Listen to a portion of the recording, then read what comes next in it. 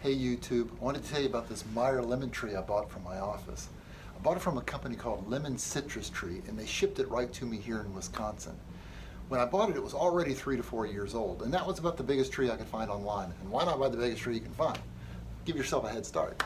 So that was 2017, it's now April 2021. So the tree is total about 7 years old. And I have never trimmed this tree. So this is about as much growth as it has gotten in 7 years. It was 3 to 4 feet tall when I got it, and it's probably about that tall now. Maybe it's 4 feet tall. Now, it came in the mail, it came UPS, and so I did repot it and put it in a larger pot.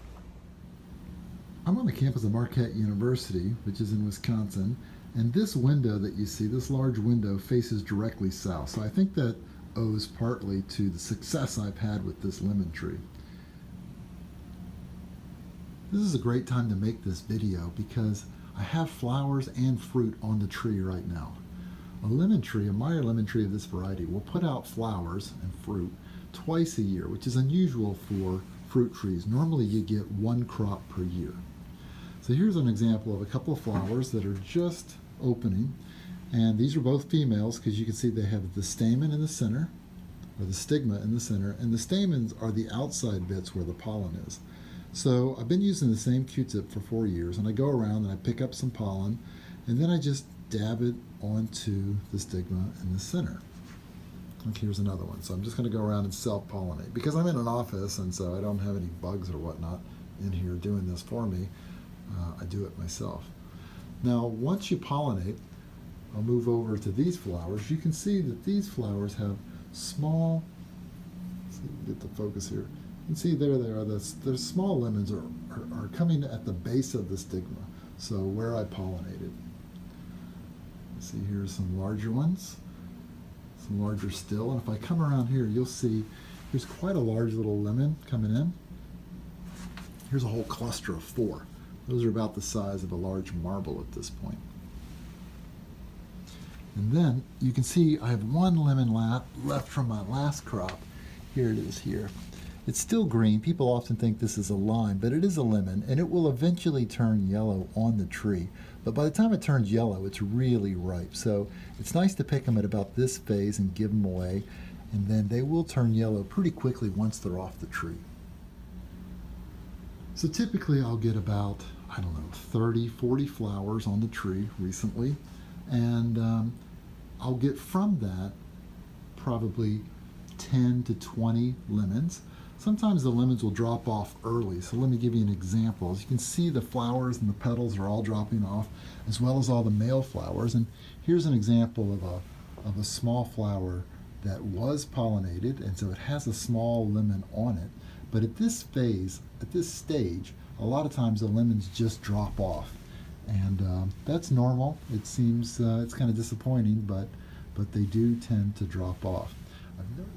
Right after I got the tree in the mail, I pretty much potted it in this large pot. It was just in a kind of a Ziploc bag when I got it, and I went to Home Depot and got some potting soil and put it in a large box on a cart on some rollers so I can move it around in my office. During this critical phase when I have lots of little buds and little lemons on the tree, I like to keep the soil very moist. I've noticed it kind of minimizes the number of dropped fruit I get if I keep the soil moist while the fruit is really young. So you can see I've got my potting soil here. It's almost like a mud. It's very moist, and then I keep the saucers full of water as well. So once the lemons get to be about a little bigger than they are here, once they're about the size of a ping pong ball, I'll change my watering strategy. I'll go from keeping the soil moist all the time to letting the soil get very dry. So that means I'll water it maybe once a week or once every 5 days. When the soil becomes very dry, then I'll just monsoon it, and I'll soak the soil and get it very wet, and then let it go all the way dry again. I think that the lemon tree likes this kind of watering cycle because it's more akin to where these trees are indigenously. I think they come from drier, more arid parts of the world where you do get monsoons and during the flowering times.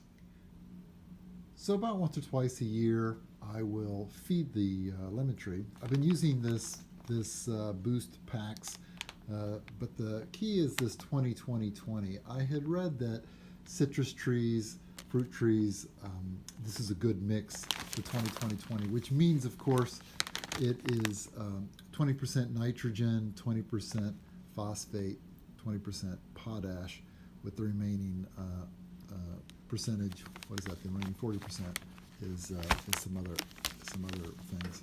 So I've had good luck with this. I don't know if you need this particular brand or not, but this is nice because there are individual packets that you can then pour into a gallon of water, and then while the lemons are small and these flowers are coming out, then that's when I go ahead and put the whole gallon in there at some point and feed the tree.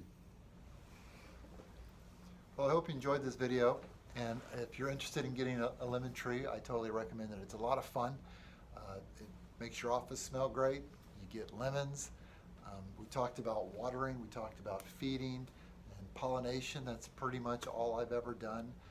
I've been lucky that I haven't had any disease or rust or mold on my lemon tree, so it has just thrived.